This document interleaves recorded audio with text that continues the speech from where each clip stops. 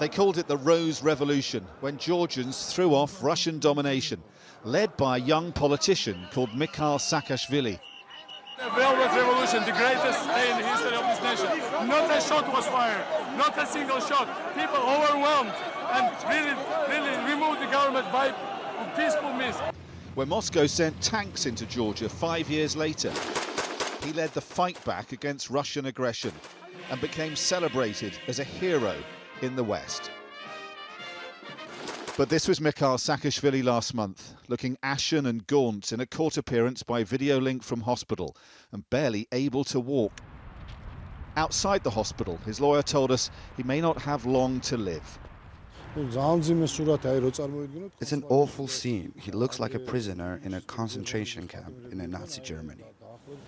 Jailed on abuse of power charges, Saakashvili's supporters say he's been poisoned behind bars. We were denied access to interview him in hospital. He sent handwritten answers to our questions instead.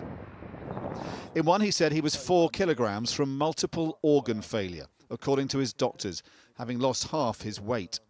And he had a message for the people of Georgia in this time of unrest. Stay very vigilant, be ready to mobilise at short notice.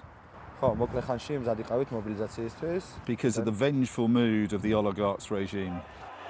The warning followed days of mass protests in Georgia against proposed new laws viewed by many as pro-Russian. The issue's been seen as a test of Georgia's loyalty. Is it to Russia or the West? The government has now backed down over that proposed law and the protests have subsided. But the fate of Mikheil Saakashvili is also being watched closely in the West as another key indication of Georgia's direction.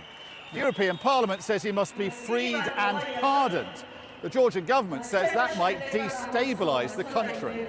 The ruling party is standing by that position. His doctors say he could face multiple organ failure.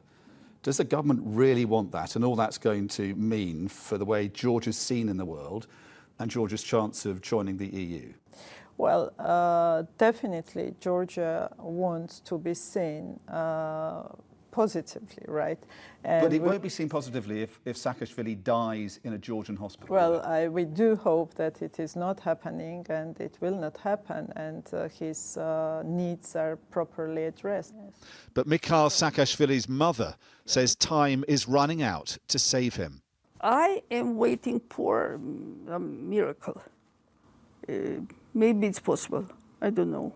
You say you're waiting for a miracle, but do you think your son could die soon if he doesn't get help? Of course. It's inevitable. Unfortunately, it's inevitable. And is that moment coming closer? It's already close. It's already close. But I still hope. She goes to visit her son twice a day to bring him food. Poland and Ukraine have offered to take him in and treat him. But for now, he remains in Georgia and may soon die here, say his family, unless the government relents and lets him go.